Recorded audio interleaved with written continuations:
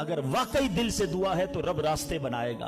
अब मैं आपको एक वाकया सुना, एक डॉक्टर का बड़ा ही जबरदस्त वाकया मैंने किताब में पढ़ा।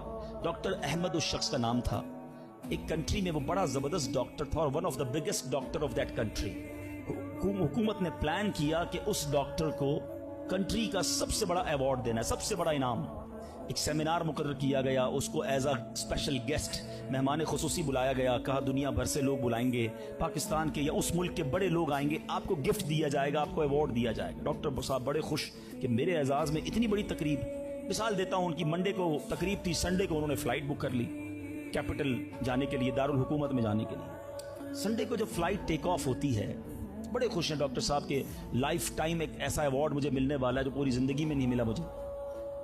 फ्लाइट टेक ऑफ हुई और जहाज जो है वो जैसे ही टेक ऑफ हुआ थोड़ी देर बाद मौसम खराब हो गया। जहाज में बड़े हिचकोले आने लगे, बड़ी घबराहट इनको हो गई। ऐसा लगा कि जहाज कहीं हादसे का शिकार ना हो जाए। कैप्टन ने ऐलान किया कि जहाज में कोई फनी खराबी है, मौसम भी बड़ा खराब है, हमें किसी छोटे से एयरपोर्ट पर जहाज उतारना पड़ेगा।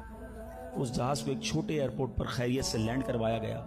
सब लोगों ने सुकून का सांस लिया। डॉक्टर साहब परेशान थे कि मुझे आज किसी सूरत भी कैपिटल दारुल हुकूमत पहुंचना है, कल अवार्ड मेरे लिए, सारी दुनिया आनी है और मैं नहीं पहुंच सका। डॉक्टर साहब वेट करते रहे कि अब कब उड़ेगा। एयरपोर्ट के अमले ने कहा कि हुजूर आज जहाज नहीं उड़ सकता, ये जहाज में ऐसी खराबी है, हमारा एयरपोर्ट भी बहुत छोटा है, हमारे यहाँ कोई टेक्निकल स्टाफ नहीं है, ये कल हो सकेगा। डॉक्टर साहब कहे मैं मर जाऊंगा, बहुत बड़ा प्रॉब्लम हो जाएगा, मुझे कल बहुत बड़ा अवार्ड मिलना है, मुझे कैपिटल पहुंचना जरूरी है। देखें अगर आपने वाकई वहां पहुंचना है ना तो इसका आसान हल ये, आप गाड़ी किराए पे ले, जहां जाना है वो 6-7 घंटे की ड्राइव है, आप रात तक पहुंच जाएंगे, आप जहाज का इंतजार ना करें। डॉक्टर साहब को मशवरा समझ आया, रेंट अ कार ली, गाड़ी ड्राइव करना शुरू की।